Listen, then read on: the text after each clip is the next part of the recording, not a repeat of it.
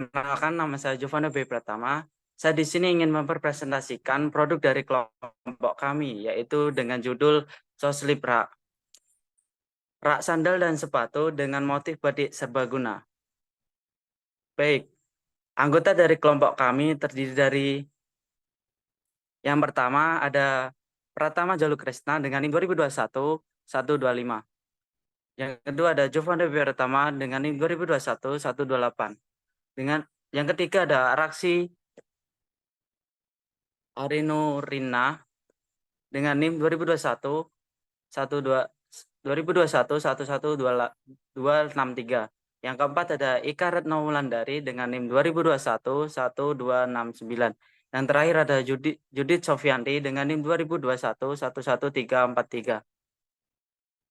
Baik, selanjutnya kita masuk dengan aspek pasar. Ada beberapa poin dari aspek pasar, yaitu yang pertama ada pasar saat ini, yang kedua ada pasar yang akan datang, yang ketiga ada estimasi potensi pasar. Next. Baik, estimasi potensi pasar. Untuk melakukan estimasi potensi pasar pada rak sepatu pralon, Anda dapat mempertimbangkan beberapa faktor berikut. Yang pertama ada ukuran pasar. Yang kedua ada harga dan marginal. Yang ketiga ada pesaing. Ukuran pasar ini ditentukan berapa banyak rumah tangga atau bisnis yang mungkin membutuhkan rak sepatu di wilayah target Anda. Ini termasuk individu atau keluarga dengan banyak pasangan sepatu. Yang kedua, harga dengan marginal. Pertimbangan harga pasar untuk rak sepatu paralon dilihat apakah ada ruang untuk penetrasi harga atau meningkatkan nilai melalui fitur atau desain khusus. Yang ketiga ada pesaing. Pesaing ini bisa mengenali pesaing utama dalam industri rak sepatu, baik yang menggunakan bahan paralon maupun bahan lainnya. Identifikasi keunggulan kompetitif yang dapat membedakan produk Anda. Selanjutnya, ada pasar saat ini. Pasar saat ini kami menggunakan pasar dari segi atribut statis, yaitu demografis.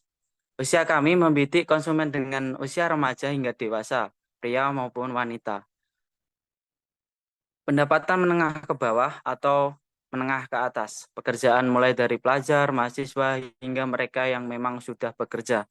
Beberapa aspek pada pasar saat ini yang mempengaruhi pasar rak sepatu sebagai berikut. Yang pertama ada kanal distribusi. Penjualan online melalui platform e-commerce telah menjadi faktor penting dalam penjualan produk rumah tangga, termasuk rak sepatu. Strategi distribusi dan pemasaran online dapat mempengaruhi kinerja produk. Yang kedua ada inovasi dan desain. Konsumen mungkin lebih cenderung memilih rak sepatu dengan fitur atau desain yang lebih inovatif, seperti rak lipat atau rak sepatu yang dapat disesuaikan. Yang ketiga ada bahan dan kualitas. Kualitas dan bahan rak sepatu juga dapat mempengaruhi preferensi konsumen. Bahan yang tahan lama dan mudah dirawat mungkin lebih diminati. Selanjutnya ada pasar yang akan datang. Usaha ini memiliki prospek yang baik untuk perkembangan berikutnya, dikarenakan konsep baik dapat membawa estetika keluar daerah. Usaha ini juga akan menjadi ekonomi kreatif, karena memanfaatkan paralon menjadi barang kebutuhan rumah tangga. Bahkan dari paralon bekas sekalipun masih dapat dimanfaatkan. Berikut berdasarkan tren dan perubahan yang mungkin terjadi pada pasar yang akan datang. Yang pertama ada teknologi terkini. Inovasi dalam teknologi produk dan desain rak sepatu dapat mempengaruhi permintaan di masa depan. Misalnya penggunaan bahan baru atau teknologi produksi yang lebih efisien. Yang kedua ada kesadaran lingkungan. Permintaan untuk produk yang ramah lingkungan dan berkelanjutan dapat mempengaruhi preferensi konsumen terhadap bahan dan metode produksi rak sepatu. Baik, untuk selanjutnya akan dijelaskan oleh teman saya.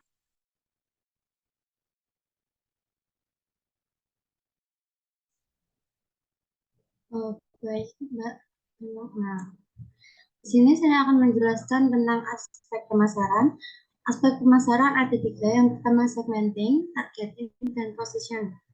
Segmentasi adalah proses membagi pasar ke beberapa kelompok pembeli yang memiliki perbedaan kebutuhan, karakteristik, dan perilaku pelanggan yang membutuhkan strategi pemasaran yang berbeda.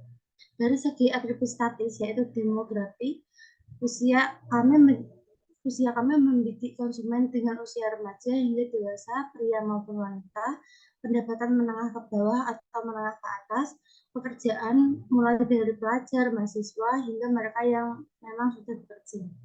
Untuk wilayah sendiri, kami mempunyai rencana memasarkan 3 Kabupaten Kudus dan sekitarnya seperti Pati, Demak, dan Semarang. Terkhususkan di daerah kampus kami sendiri, yaitu Universitas Muda Kudus. Selanjutnya ada targeting.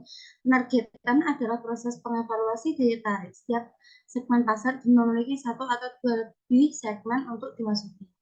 Adapun target pasar kami adalah semua kalangan terutama ibu-ibu dan remaja, perempuan yaitu baik pelajar dan mahasiswa yang menyukai suatu kerapian. Dan yang terakhir ada positioning.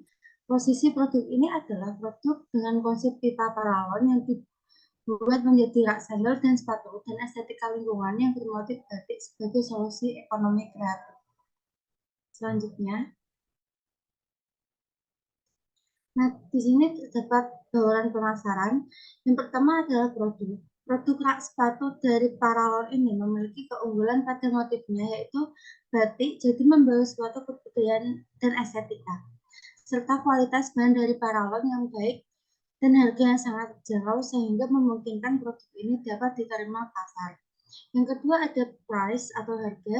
Harga jual rak sepatu dari Paralon ini berkisar antara 250.000 sesuai dengan hitungan ekonomi per produksi. Yang ketiga ada promosi. Nah, di sini kelompok kami menargetkan dengan dua promosi yaitu secara offline dan online.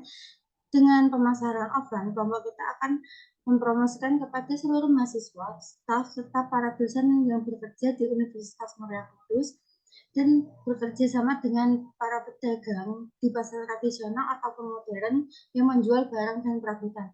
Yang kedua ada pemasaran online, pemasaran di sosial media seperti Instagram, Shopee, dan Tokopedia. Dan selanjutnya ada place atau tempat.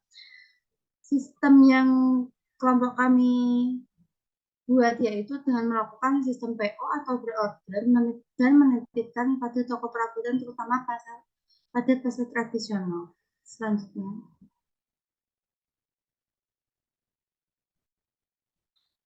selanjutnya ada aspek teknik yaitu lokasi. Aspek teknis lokasi pada rak sepatu mencukup pertimbangan terkait penempatan, pengaturan, dan instalasi rak sepatu di suatu lokasi. Berikut adalah beberapa aspek teknis yang perlu dipertimbangkan. Yang pertama ada ruang dan ukuran. Pastikan bahwa rak sepatu memiliki dimensi yang sesuai dengan ruang tempat mereka akan ditempatkan. Perhatikan tinggi, lebar, dan kedalaman rak untuk memastikan pas dengan baik. Yang kedua, ada aksesabilitas. Pastikan rak sepatu ditempatkan di lokasi yang mudah diakses sehingga pengguna dapat dengan mudah mencapai sepatu mereka tanpa kesulitan. Selanjutnya ada tabel dari luas produksi.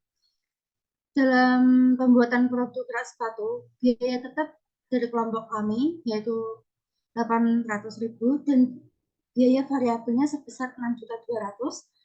Selanjutnya, total biaya yang telah dikeluarkan adalah 7 juta dengan jumlah produksi bulanan 20 unit dengan HPP 320.000 dan jumlah jual per unitnya 490 per unit dan labanya adalah 140.000, BEP atau Break Even Point-nya 14 unit dan Return of Investment-nya 1.196.000.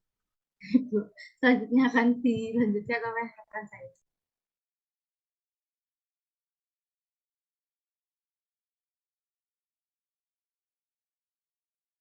Baik, pada penjelasan kali ini yaitu ada di layar. Penjelasan layar pada rak sepatu untuk berbagai ruang, termasuk ada ruang penjualan, ruang pembuatan, ruang tamu, dan ruang penyimpanan barang. Yang pertama ada ruang penjualan. Di ruang penjualan, layout rak sepatu harus dirancang untuk memaksimalkan ruang display dan memastikan produk mudah diakses.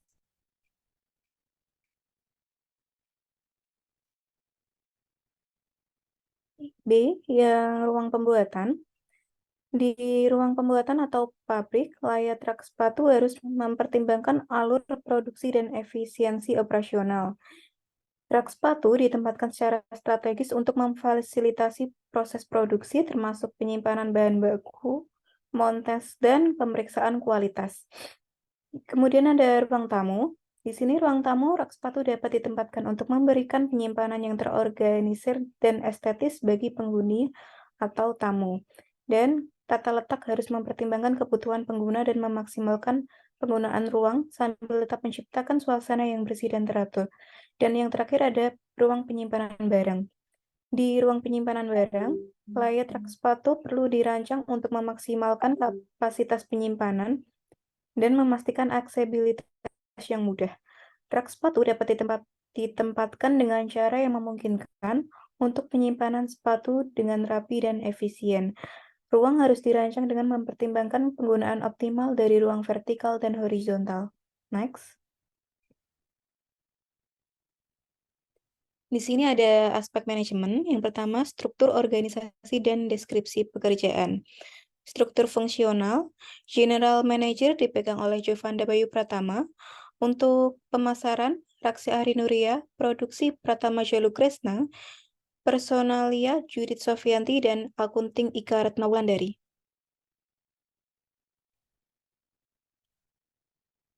Deskripsi pekerjaan sendiri sebagai General Manager yaitu Jovanda Bayu Pratama, memimpin manajer fungsional pemasaran, produksi, personalia, dan akunting sehingga memiliki tanggung jawab terhadap seluruh bagian manajemen perusahaan. Yang kedua adalah pemasaran.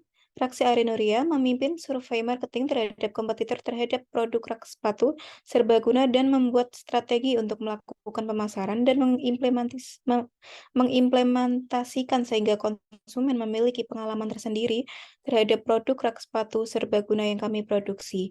Yang ketiga ada produksi, yaitu Pratama Jalu Kresna, di mana dia merencanakan dan melakukan kontrol terhadap proses produksi rak sepatu serbaguna apakah berjalan lancar pada tingkat output yang dibutuhkan oleh konsumen dan memenuhi perencanaan biaya serta kualitas akhir pada produk.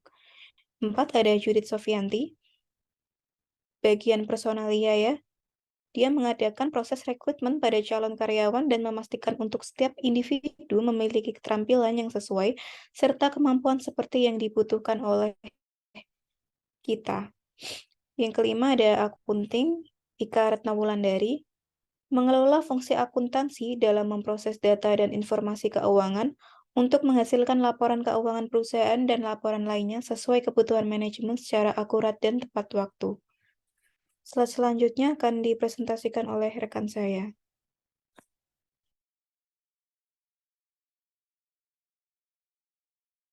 Baik, yang pertama, jenis kegiatan yang pertama persiapan alat dan bahan dilaksanakan pada bulan pertama yang dilakukan oleh Ika Retnawulandari.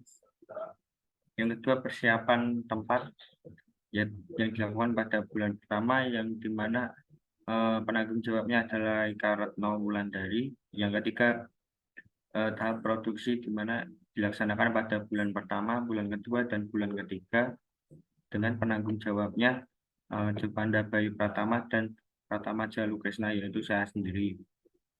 Yang keempat, tahap promosi dan pemasaran produk dilaksanakan pada bulan kedua dan bulan ketiga, yang dimana penanggung jawabnya yaitu Raksi Ari Nuria.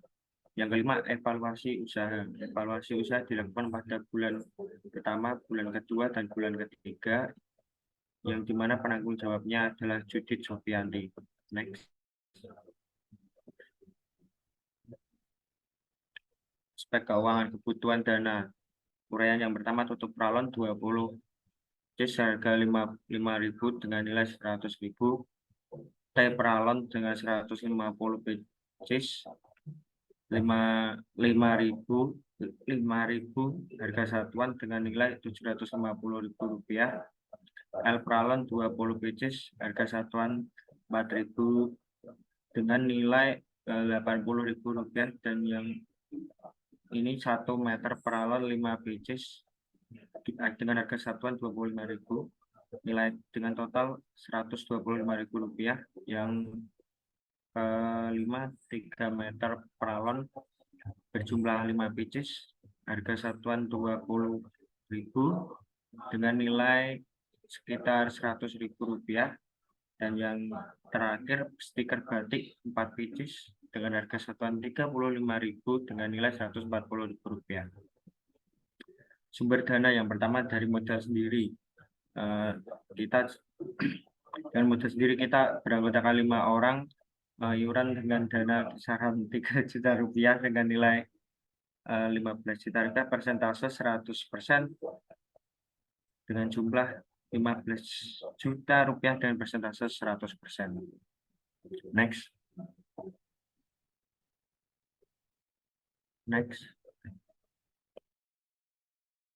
Di cash flow 2 tahun. Keterangan bulan 1 sampai bulan 6 modal awal sebesar Rp7 juta dengan penjualan sebesar Rp9.800.000. Estimasi penjualan 20 unit, subtotal penerimaan Rp16.800.000 dengan pengeluaran perlengkapan sebesar Rp800.000, bahan habis pakai Rp2.700.000, transportasi lokal Rp450.000, lain-lain Rp950.000, subtotal Rp4.100.000 dengan laba Rp12.700.000, saldo sebelumnya dan saldo akhir Rp12.700.000. Untuk bulan-bulan selanjutnya mengalami peningkatan yang secara kurang lebih 4 juta ya, mulai dari bulan 7 sampai 12, bulan 13 sampai 18, 19 sampai 24. Oke, next.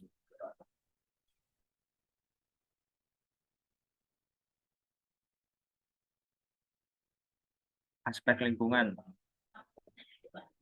Manfaat ekonomi, sosial, dan budaya. Pipa pralon pada umumnya terbuat dari bahan yang kuat dan tahan lama, sehingga rak sepatu yang terbuat dari material ini dapat bertahan dalam jangka waktu yang lama. Rak sepatu dan pipa pralon dirancang untuk memaksimalkan penggunaan ruang dalam tanah, terutama jika memiliki ruang yang terbatas. Rak sepatu dari pipa pralon dapat memberikan tampilan yang unik dan kreatif dalam ruangan, membuatnya terlihat lebih menarik. Dan yang keempat, dapat memberikan pipa pralon dan finishing yang sesuai dengan gaya dekorasi rumah, sehingga rak sepatu tersebut menjadi unsur dekoratif. Yang kelima, penggunaan pipa pralon juga dianggap ramah lingkungan karena dapat didaur ulang dan jika memutuskan untuk menggantinya di masa depan. Baik, selanjutnya akan dipresentasikan oleh teman saya, Mbak Ika Retno Wulandari. Silakan, Mbak.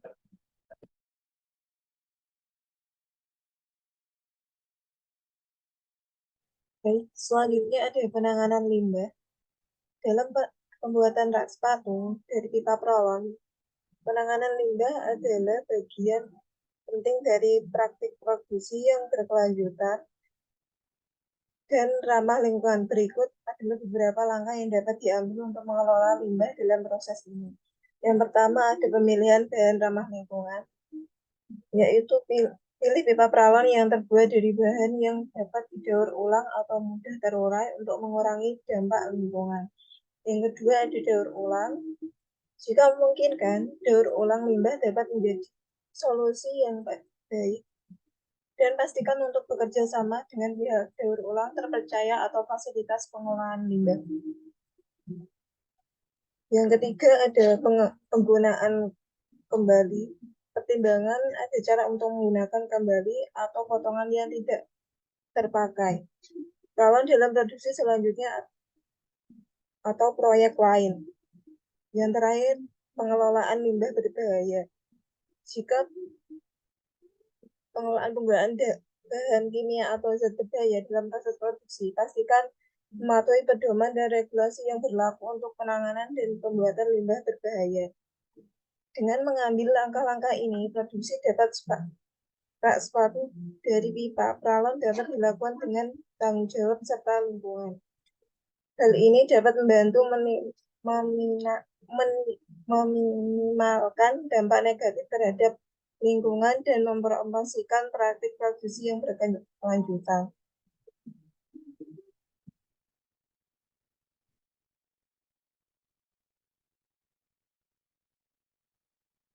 Yang terakhir ada aspek yuridis. Aspek yuridis dalam pemanfaatan pipa perawan dengan motif batik stiker sebagai rak sandal dan suatu ramah lingkungan melibatkan serangkaian tindakan dan prosedur hukum. Berikut adalah beberapa langkah yang dapat mempertimbangkan dalam aspek yuridis.